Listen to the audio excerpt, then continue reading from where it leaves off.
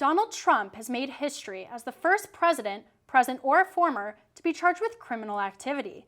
The charges, brought by New York District Attorney Alvin Bragg, relate to hush money paid to porn star Stormy Daniels, with whom he had an alleged affair in 2006.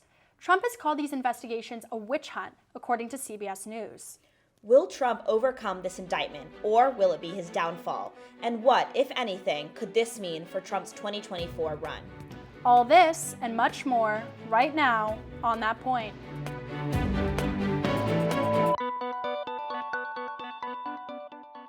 Good evening and welcome to On That Point. I'm Zainab Zaman. And I'm Nicola Kachikis. Shortly after announcing his 2024 re-election bid, former President Donald Trump was charged with 34 felony counts of business fraud in the first degree. Trump is now moving forward on his third presidential run, dismissing these charges as a witch hunt. However, these are not the only legal challenges he faces. Prosecutors in Georgia are expected to make a decision on election-related charges later this summer. Despite the looming charges, he remains the frontrunner for the Republican nominee for president. Trump's base has rallied around him and his ongoing presidential campaign. For a view of the 2024 race and a perspective on the ongoing trial, Nicola talked to Jacoby, a columnist for the Boston Globe, where he has his own newsletter, Arguable.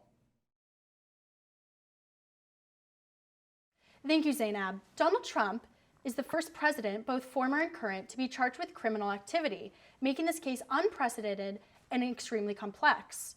This case will transform the upcoming 2024 presidential election, which Trump is currently campaigning for. Will Trump's indictment affect the upcoming election? Will it hurt or help his chances of re-election? Will this case begin a new era of political scrutiny? For this, we turn to Jacoby, a columnist for the Boston Globe. Thanks for being with us today, Jeff. Great to be with you. I'm glad you're having me. So glad to have you here. Across right-leaning media, the narrative being pushed is that the indictment is political theater by Democrats to send a message and dissuade Trump from running in 2024. Manhattan District Attorney Alvin Bragg, who is prosecuting Trump, has been criticized for presenting a weak case, furthering claims that it is politically motivated as it is unprecedented both in the legal theories it presents and the political implications of charging a former president. Do you believe the charges against Trump have any legitimate legal standing? Well, ultimately, courts are going to decide all these things. I would say that most legal experts who have looked at it really do think that Alvin Bragg, the DA in New York who's bringing these charges, who's brought this indictment, is relying on a pretty untested, arguably very shaky legal theory to move against the former president. I think there's a lot more serious potential trouble waiting for Donald Trump ahead when it comes to the potential indictments or criminal charges relating to his activity after the election, for example. Maybe even having to do with classified documents being treated improperly. But all that said, whether any of this is designed to have a particular political outcome, of course it is. That's what so much of this is about. I don't know that I would call it theater, but I think that for Alvin Bragg, who ran for DA, campaigned on a platform essentially of indicting, of prosecuting Donald Trump, it's hard to say that this is something that he looked at fresh, brand new, never thought about it beforehand, and gave it a totally impartial and disinterested, came to a totally impartial and disinterested conclusion. Of course there's politics involved. But I have to say, if you've talked to Democrats who say they're hoping to keep Trump from running in 2024, I don't think that's the case at all. I think Democrats are dying for Donald Trump to be the Republican nominee in 2024 because they think, rightly, I would say, that he will be the easiest candidate to beat. As you mentioned, could it be possible that the case is both justified and politically motivated? Again, what will happen with a particular indictment, ultimately it'll have to go through the legal process, and whatever verdict is reached, there will be appeals, and then appeals of the appeals. Clearly politically motivated. I don't think there's any question about that. Donald Trump is not a fave of mine. I didn't vote for him in either election that he ran for president in, and I say that as a conservative, as somebody who leans to the right on many things, but I find Trump's impact on American politics to have been really, really terrible, and his impact on the Republican Party to have been especially destructive. So I'm no Trump fan at all. But that said, it's an old story that prosecutors can often bring indictments because they've got ulterior motives or because there's a larger political context that they're playing in. Bragg he's very left-wing, a very left-wing Democrat. He lives and works in a largely left-wing, heavily Democratic borough of New York City. The people who voted for him are left-wing Democrats. His supporters are left-wing Democrats, and left-wing Democrats hate Donald Trump. It's not hard to connect those dots and to see that what he's interested here in, I'm sure in his own mind, it's all about justice. But if you're looking at it from the outside, clearly there's a desire to cut Donald Trump down to size, or at least to heap an awful lot of embarrassment on him. And if that means bringing a weak theory to justify an indictment, I guess he feels that's worth doing. Right. Of course, for the charge of falsifying business records to be considered a felony, it must be an intentional effort to cover up underlying crimes. What sort of evidence would Bragg need to present in order to prove that Trump was attempting to do more than keep his family from finding out about his affair? I think that's a really good question. I'm not sure there is anything that you could deduce in a case like this. Paid money to a porn star to keep secret the fact that he had a fling with her. The theory, I guess, is that that was really something that should have qualified as a campaign expense. But it's easy to imagine someone of Trump's prominence and someone with Trump's connection wanting to, and somebody who was newly married, as Trump was at that point, wanting to keep the whole thing secret, regardless of what his political interests would be. And if he had declared it and filed documentation laying it out as a legitimate campaign expense, you could just as easily imagine the criticism that would come pouring down on Trump and on his whole circle. What, you're calling that a legitimate campaign expense? The fact that you're paying hush money to a porn star? I mean, it seems to me that no matter which direction you look at it from, it's a heads I win, tails you lose from Bragg's perspective. In 2018, Donald Trump's attorney, Michael Cohen, pled guilty to tax evasion and campaign finance violations, resulting in a 3-year sentence in federal prison. Could Cohen's prior conviction strengthen the case against Trump and increase the possibility that he's later convicted? Maybe, or maybe it'll be played the other way.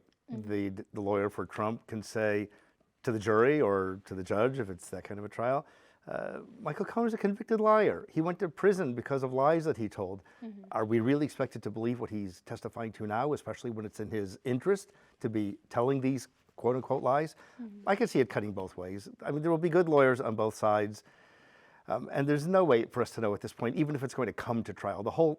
I'm sure there will be plenty of pre-trial appeals to courts of appeal. The whole thing may end up getting thrown out as just simply, an inappropriate or too weak of a case to be actually qualified for trial. And it's not because Trump is a former president, but that obviously is going to be something that's in the minds of the people who are trying to decide whether to go forward with this or not. We say in this country that nobody should be above the law, but prosecutors are supposed to exercise sensible discretion in which kind of cases they bring. Just as, if you're caught driving 5 miles over the speed limit, no prosecutor is going to bring you to court and try you for that. And this, by the same token, just as no one is supposed to be above the law, neither are people supposed to be dragged before a court on really weak charges or really dubious theories because they're famous or because there's a political aspect to it. A good prosecutor is supposed to do a proper balancing act, and if he doesn't, then that's what courts of appeal are for. Trump has already used the New York indictment as an opportunity to bolster his 2024 campaign, releasing shirts with photoshopped mugshots, coffee table books, and fundraising campaigns that have already raised over $15 million. Do you believe the indictment could reunite Trump's MAGA base and strengthen his chances of being reelected? Or are we just seeing the presence of a vocal minority here?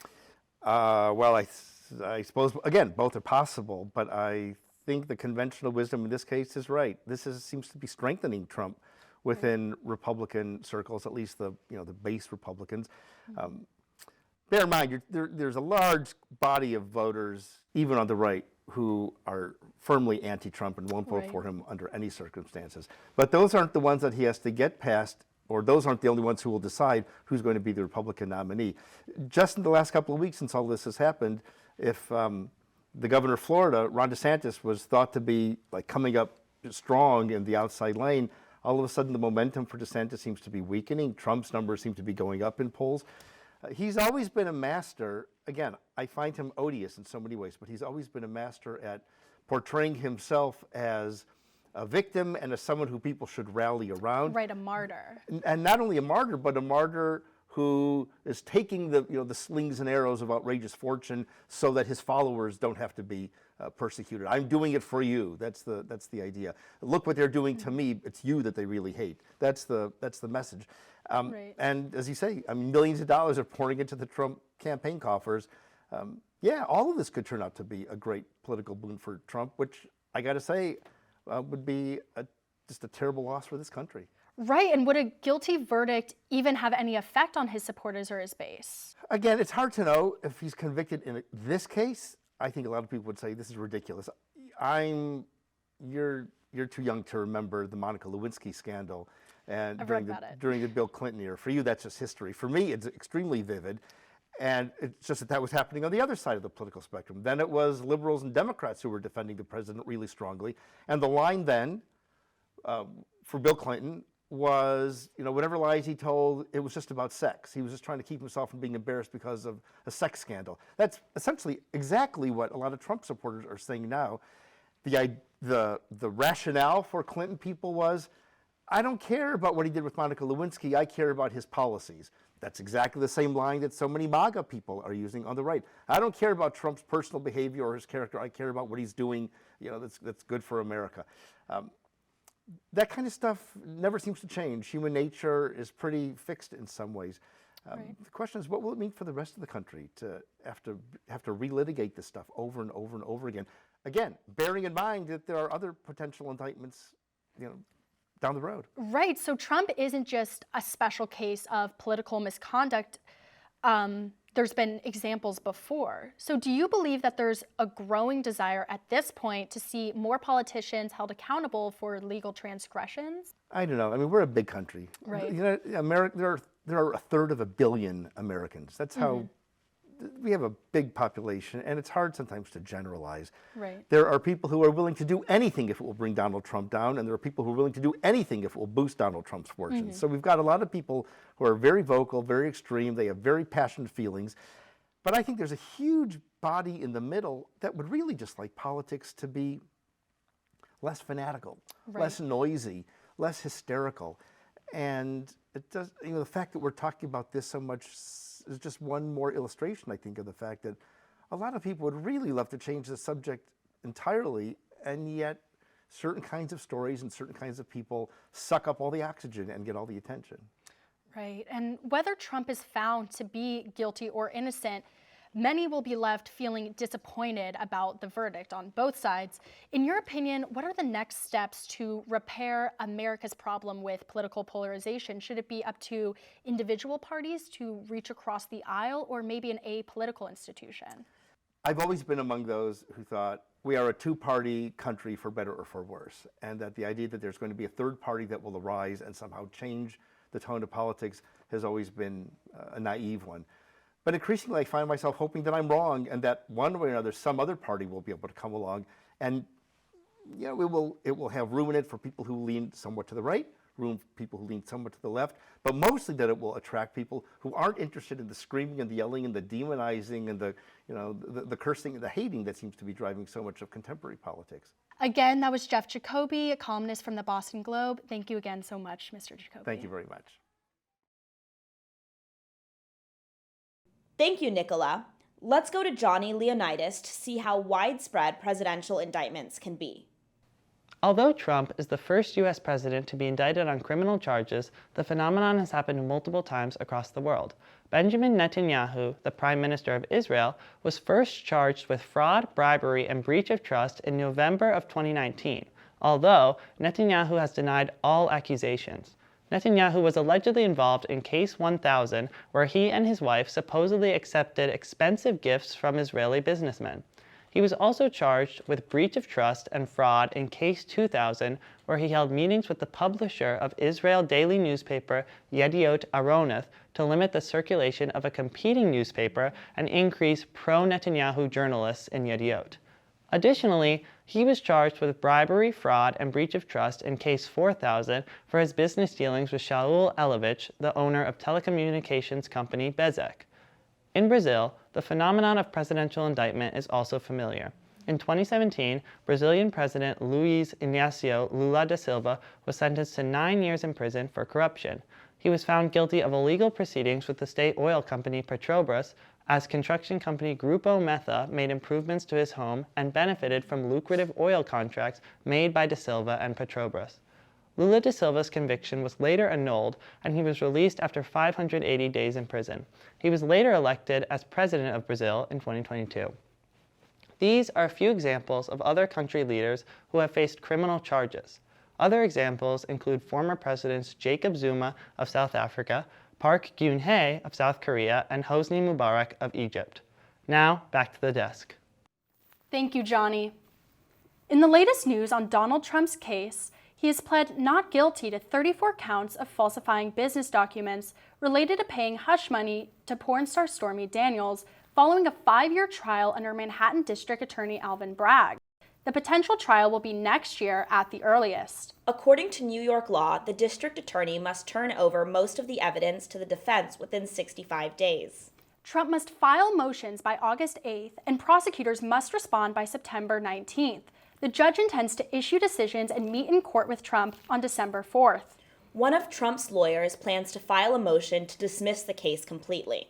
That's a wrap for this episode of On That Point. We'd like to thank Jeff Jacoby once again for joining us. And as we say goodbye, make sure to follow us on Instagram and Twitter at On That Point, and give us a like on Facebook. On behalf of our entire crew here at On That Point, I'm Zainab Zaman. And I'm Nicola Kachikis. Thank you so much for watching, and we'll see you next time.